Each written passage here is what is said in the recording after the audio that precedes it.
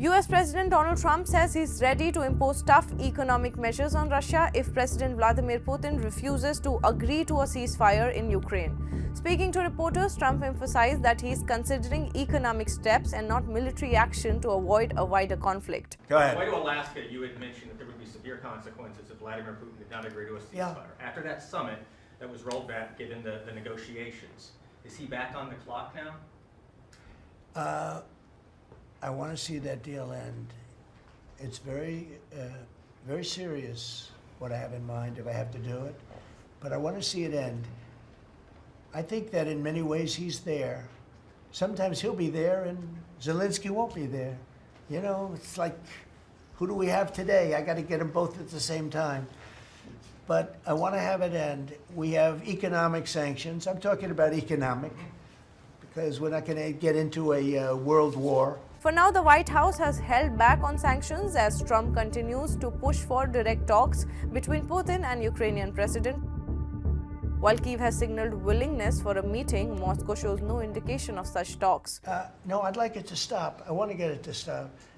And it will not be a world war, but it will be an economic war. And an economic war is going to be bad. And it's going to be bad for Russia, and I don't want that. Now, I have to also see, because not everybody, you know, Zelensky's not exactly innocent either, okay? You know, it takes two people to tango, and I say it all the time.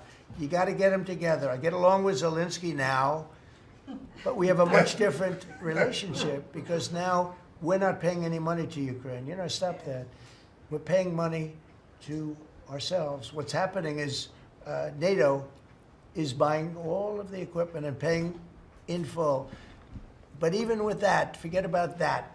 I want to get it stopped because it's a lot of lives that are being lost. Trump admitted that his efforts to broker peace between Russia and Ukraine have been more challenging than expected. But the one that I thought would be the easiest is turning out to be the hardest. That's President Putin and President Zelensky, but I think I'll get it done. A reporter raised a key question about Russia's stance on peace talks, citing Foreign Minister Sergei Lavrov's claim that Moscow sees President Zelensky as illegitimate and would refuse to sign any deal with him. Listen to this. I have a question for Steve Witkoff, if I may. Yeah. This past weekend, Sergei Lavrov was saying that Putin will not sign a peace deal with Zelensky because Russia views him as illegitimate.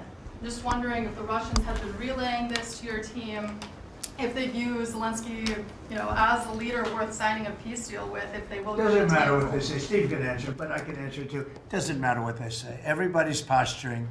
It's all bullshit, okay? Everybody's posturing. Steve, do you have a different answer? I agree with you, sir. Meanwhile, discussions are underway among US and European officials about potential security guarantees for Ukraine if a peace deal is reached, measures that could include intelligence sharing or air support. The US president has repeatedly relied on tariffs and economic penalties as leverage. In fact, Trump has raised duties on Indian exports by 25% starting today, citing New Delhi's continued imports of Russian oil. Now, will these threats of sanctions push Moscow towards a ceasefire or start an economic war? That remains unclear. We'll continue tracking this story closely. Stay tuned to Money Control for more global updates. Thank you for watching.